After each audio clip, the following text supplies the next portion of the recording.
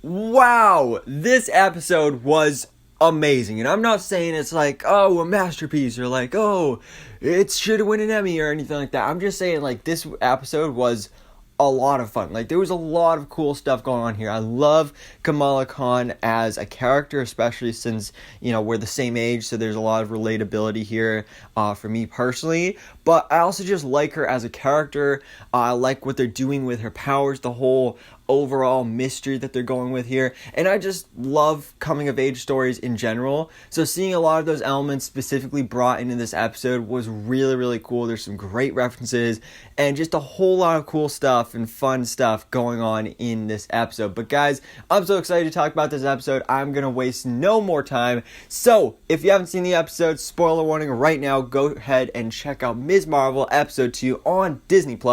But without further ado, let's jump into this and break down the latest episode.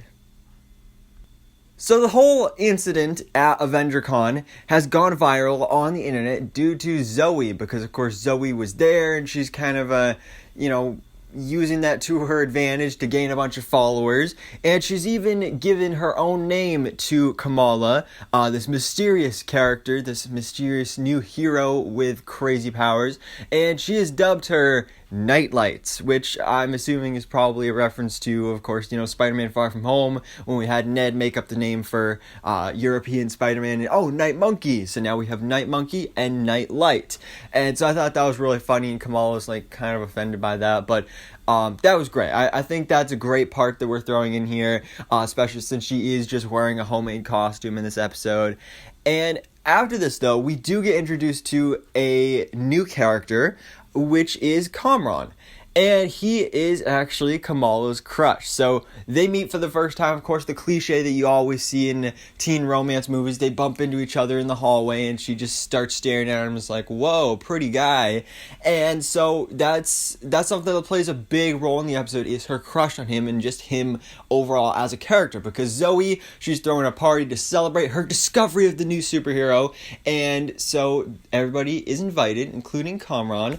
And, Kamala didn't want to go, but because he's going, she has to go. But we do, of course, still have to tend to the whole power situation. So after school, Kamala and Bruna, they do a cool training/power testing montage. We find out she does not have super strength, but she can make these cool little platform discs. She can make her hand embiggen just like she does in the comics. So there's some really cool stuff here. Nice quick little montage that I enjoyed. But what's really interesting is how Bruno says the power isn't coming from the Bangle, it's coming from within you. So this is a big change from the comics to the MCU, is that usually in the comics she is just an Inhuman, she's exposed to the Terrigen Mist, and she gains her powers. But in this version, it's the Bangle that supposedly gives her powers. Or is it? That's kind of what we've all been assuming, but maybe it's a little different, and it's just that she already had the powers, and the Bangle is just what kind of activates them, maybe. And it's not like anybody could just put on the Bangle and have those powers. It's unique and special to Kamala. And there has been a theory going around that maybe she actually is an Inhuman in the MCU, but they're just building up to it more, and that maybe the thing that's within the Bangle that's giving her these powers, or at least activating these powers, is possibly Terrigen crystals. So that could be a really cool way to tie it into her original origin in the comics. But another thing I really enjoyed seeing in this episode is that we have Kamala, she goes to the mosque, so bringing in that whole Pakistani Muslim culture to this show is really cool, because it's something that I don't know much about, but getting to learn about it here through this format is really, really cool. And surprisingly, Kamala's mom actually gives her permission to go to Zoe's party, even though last episode she was like, you want to go to a party with boys? And then this is literally what it is. This is way worse than AvengerCon, because there's actually alcohol and everything, which, she goes, accidentally drinks alcohol. She was told it was orange juice, but it was not. But Kamran is there, and of course, he does a flip into the pool. He's all cool. Kamala, she thinks he's super hot, so, she gets all nervous and awkward and stuff. But then they kind of start flirting a bit, and then the cops show up, so they catch a ride with Cameron because he has a car. And so, like I said, they're flirting a bunch. Bruno, of course, gets super jealous because he has a huge crush on Kamala, but he is so far in the friend zone right now. But when they get done with this and they kind of escape from the police, Cameron gives Kamala his number, and he's like, oh, if you ever want some driving lessons, then I can help you out with that. So that's great, except for now her powers start acting up and just get weird because of her crush. And it's also, I think, kind of a metaphor for like puberty and like that whole weird stage of your life. It hugely reminds me of Smallville in, I believe it was the first season when he was first discovering his powers, when he had this teacher, this substitute teacher who was like super hot and he was super attracted, and then all of a sudden his laser supervision kicked in, and like that was really cool. So that's what it reminded me of here. But we also have some interesting stuff going on with Bruno because he finds out that he just got accepted into the early immersion program at Caltech. So Caltech is a science institute college place, I think. If you watch The Big Bang Theory, that's where Sheldon and Leonard and like all those guys worked at. So that's pretty cool. But the only problem is that, you know, this internship type thing is in California, and like it's all paid for and everything, but he would have to go to California, leave Kamala, and basically his whole life behind. But would that really be that big of a loss? Because Kamala's ditching him already anyway, to go hang out with Cameron. And like I said, they're doing some driving lessons. I love how when they're talking about Bollywood movies, they reference Kingo, of course, Kumail Nanjiani's character from Eternals. That was really cool, especially how they're like, oh, the generational thing and, you know, that whole thing from the movies. That was really cool. That was a lot of fun.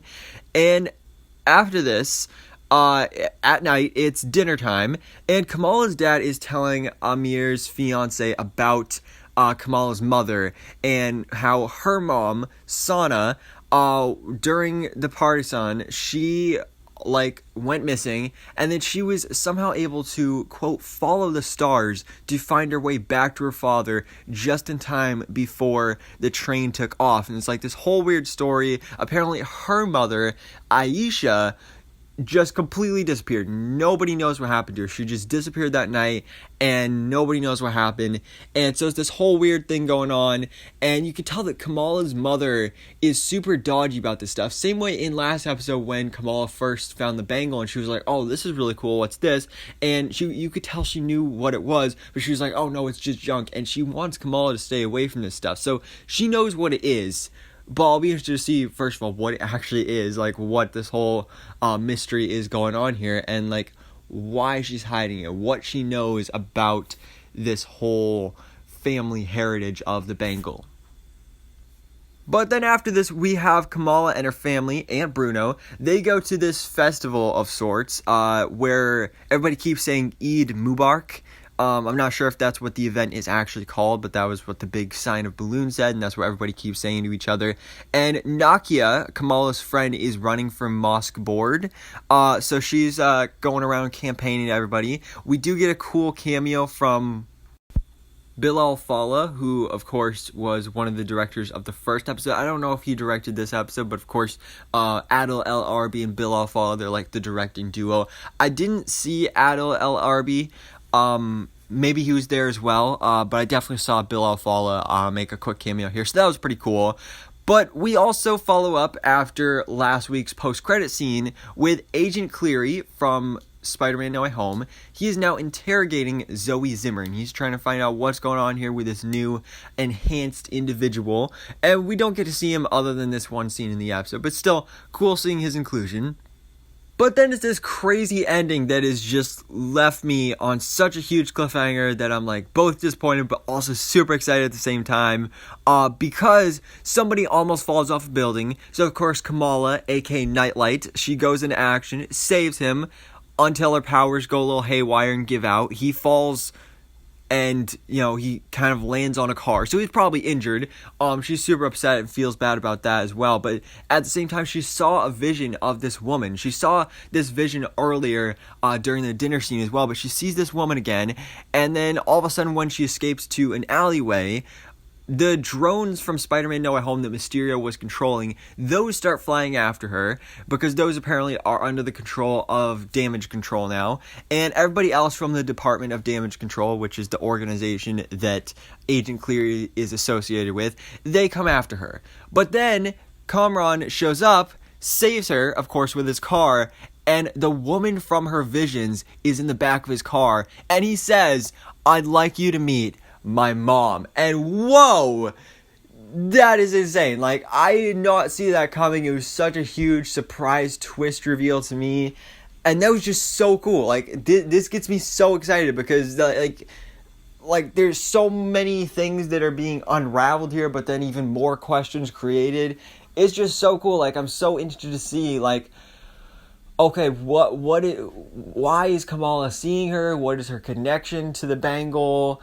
I don't even know, but I'm definitely really excited to see, especially because Cameron from the comics actually becomes an Inhuman and gets his own powers as well. So I'll be interested to see if they portray that in the series too. I don't know for sure if they will, but I'm definitely excited. But guys, this was insane. This was a really cool, really fun episode.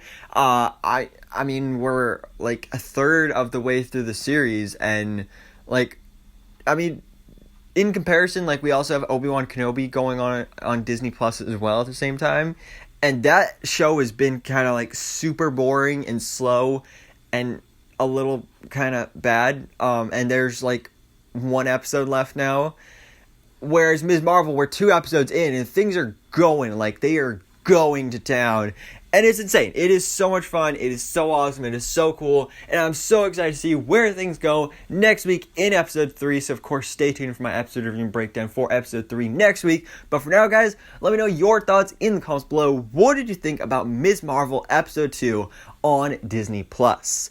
So guys, thanks so much for watching. Please drop a like if you enjoyed this video, and hit the subscribe button so I can keep up to date on everything goes on in the Marvel life.